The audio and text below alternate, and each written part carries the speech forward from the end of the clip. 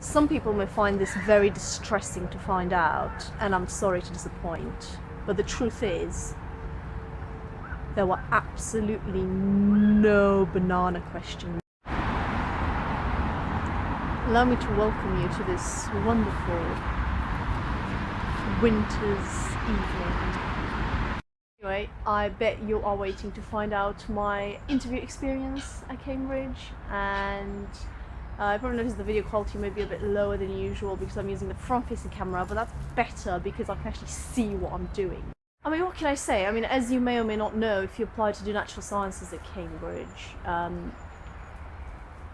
you will almost certainly get an interview. It's not like one of those things where if you get an interview, it's really, really close to getting it. No, it's very, it's a very standard thing. Most people do get an interview. Basically, the interview was comprised of two interviews, in the sense that you went to two different rooms with different people interviewing you, and both of them had two people interviewing. And the first one was your bog standard biology, because that's what I wanted to do, obviously.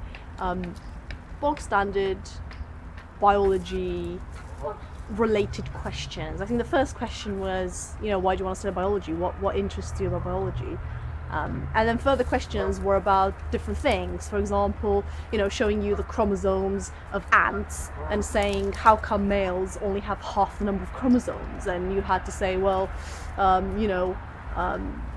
if the eggs don't get fertilized, then they stay with half the number of chromosomes and they develop into males. If they do get fertilized, they become female. Most people that did those interviews along with me quite liked the first interview because it was about biology and it really tested your knowledge. Now, it was the sort of questions that you either know the answer to or you don't know the answer to, so they don't necessarily test, if you're a genius or if you're some sort of Einstein or whatever, They just test, how much do you actually know in a very plain, boring sort of way. Another question that they asked, I remember, was something to do with DNA expression. How do cells make certain genes be expressed in them but not others? For example, certain things are produced in your heart cells that aren't produced in your skin cells. How does the body enable that communication to take place? And it was a long time ago, it was 4 years ago, but I think I probably didn't answer that correctly. I think the correct answer would have been something along the lines of feedback from product molecules and mRNA control. I don't know, there's lots of things that you can say, really. There weren't any trick questions or anything. It was very sort of straightforward, respectable interview. It was the second interview that was a bit, where did that come from? I felt that was a bit unfair sort of questions.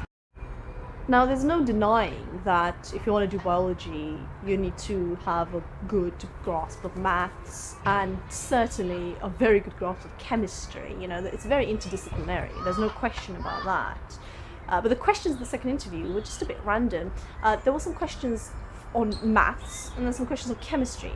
And the question on maths was basically along the lines of, how many pigs or chickens or humans do you have in the distance if you see 24 pairs of legs, 34 pairs of eyes, and that sort of a question. And obviously, if you know how you're supposed to answer that question, which is use paired equations, simultaneous equations to do it, it's very straightforward and very easy. But if you don't know that that's what you're supposed to do, there's almost no way for you to figure that out in the pressure of the interview environment. So it's another you either know it or you don't sort of question, and it is maths, and you won't need that kind of maths in biology. There's certain types of maths questions that you will need in biology, but that is definitely not one of them. So it was definitely a sort of gimmick question. And then something very awkward happened. They asked me a question that was the exact question that I got in the first interview, and I said, I think I got the same question in the first interview that I just finished, and they said, oh, okay. And then they were stuck for what to ask me, and they were just like, what to ask you next? So it was like they were just sort of thinking off the top of their head, and I thought that was really bizarre. I'm like, surely you would have prepared for this? I mean, what the hell? And the chemistry questions were just syllabus questions on thermodynamics or whatever. Give me the equation for this, draw a graph on this, like a kinetics graph or something like that. So it was part of the syllabus, fairly straightforward. Again, you know it or you don't type question. And then they also asked about one of the projects that I described, my personal statement. You know, talk to me more about this. What did you do? You know, just sort of random, pointless questions. So I think in conclusion, you know, the questions were trying to assess your knowledge, not really your talent, or as they sometimes say, your thinking ability. You know, I don't think there were questions that you could have worked out, you know, most of them were definitely questions that you either knew the content, you knew the answer, or you didn't. And so I think they're trying to just, you know, make it easy for themselves, you know, get the students that already do know a lot of things and they're going to find the degree easier to get through than students that perhaps do have some sort of innate talent or something but don't know as many things. It's quite boring, really. It really is not the bizarre magic wand that people make it out to be.